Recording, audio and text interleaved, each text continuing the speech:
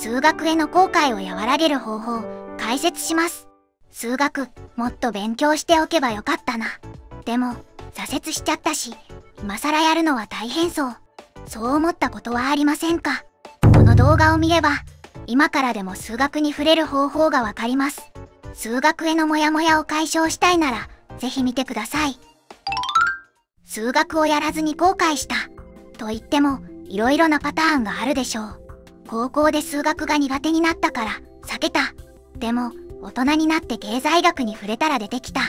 やっておけばよかった。とか、もっと不安が強い人もいるかもしれません。算数から苦手で数学にコンプレックスがある。でも、今更どうにもできないから後悔するしかない。まず伝えたいことは、できない自分を責めないことです。自分にできないこと、わからないことがわかる。それ自体は悪いことではありません。むしろ、素晴らしいことです。無知の知、知らないことの自覚は、健全な学びの出発点です。後悔できる人は、常に前に進めるわけです。後ろ向きに考えるのに、とらわれなければ、数学への不安には、周囲の環境も影響します。テストが解けなくて、自分は数学が苦手だと思ったとか、親や友達にバカにされたとか、できれば、周りの嫌な声の思い出は忘れましょう。過去は、今の現実ではないのです。数学が苦手な自分、それは必要な思い込みか、疑ってください。世界的に見れば、日本人の数学レベルは非常に高いです。小学校で学ぶ計算ができれば、十分に数学はできています。僕は本当にそう思っています。ただ学力競争が過激で、減点主義がはびこっている。そのせいで、今できていることの価値に気づけず、できないことにばかり目を向けてしまう。できないことを後悔し続けるのは辛いです。でも、それはできるように変えられます。せかされずに、少しずつやれば、数学は無理にやらなくていいです。このチャンネルは趣味の大学数学。必要だからと楽しくないのにやっても長続きしません。学校での数学のイメージは忘れましょう。今の自分が楽しめる部分を少しずつやっていきましょう。ここまで見てくれたということは、数学に興味がありますね。興味は数学を学ぶための適性です。つまらなければやめればいい。楽しければやればいい。数学に軽く触れる方法は関心を持ち続けることです。心の中で数学のことを思う瞬間を増やせばいい。これならどんなに忙しくて時間がなくてもできます。一瞬でも何も思えない状態なら、それは本当に忙しすぎます。休みを取れる時間を作らないと、病気になってしまうかもしれません。数学に関心を持つを具体的に言えば、キーワードを持つこと。例えば分数からわからなくなった人なら、分数がキーワード。ガロアのエピソードに憧れたなら、ガロアがキーワード。憧れの数学や、現時点でわからない数学はどんなものでしょうか。机に向かうだけが学びではありません。数学に後悔する気持ちだけでも、すでに数学に触れているのです。頭の中で考えて気持ちが高まれば、きっと調べたくなるでしょう。おすすめは、大きめの本屋や図書館に行くこと。純駆動や紀ノ国屋はおすすめです。数学コーナーを探してみてください。分類としては、自然科学の本棚の近くにあります。気になっていたキーワードの本を探して、チェックしましょう。もし家に一冊も数学の本がなければ、試しに買ってみてください。自分が無力だと感じたら、こう反論できるのです。僕は関心を持ってるし、実際に行動までしたと。精神論ですが、学びにメンタルは非常に大事です。より簡単には、ネットで調べること。例えば Amazon で、分数、本、と調べる。数学本のランキングを見るのもいいですね。ランキング、本、科学、テクノロジーの中に、数学があります。概要欄にもアドレスを貼っておきます。YouTube を見るのも数学を学ぶ第一歩です。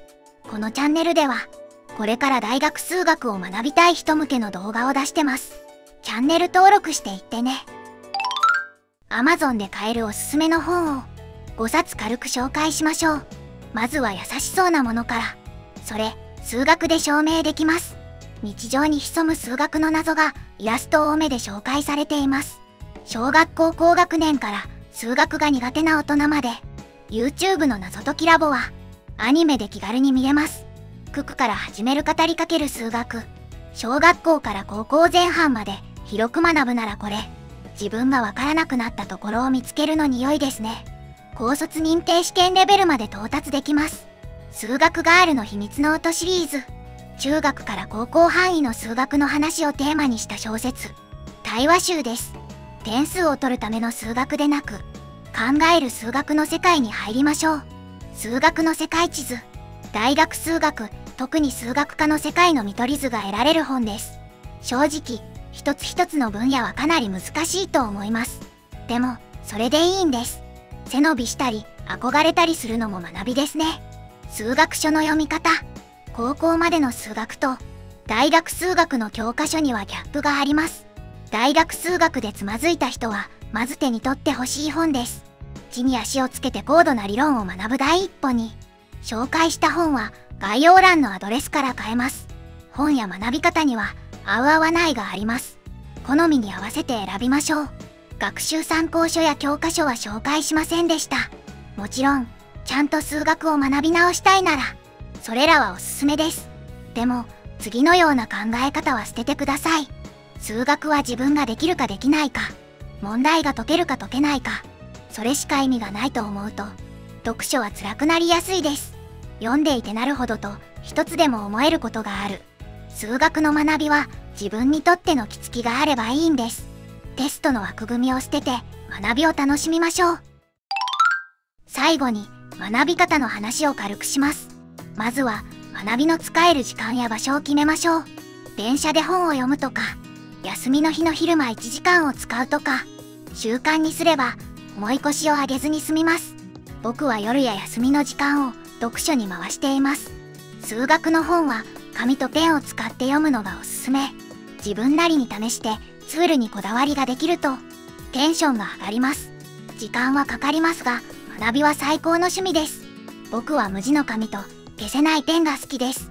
学び方は何も見ずに思い出すのがおすすめ。本を読んでみたら、思い出しながら紙に書き出してみましょう。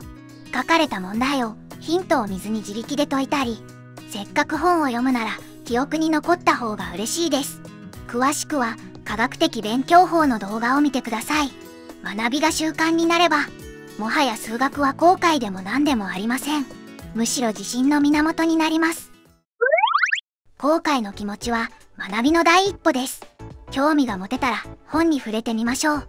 わかるところからやれば少しずつですが確実に進めます。今を変えられれば自信はついていくでしょう。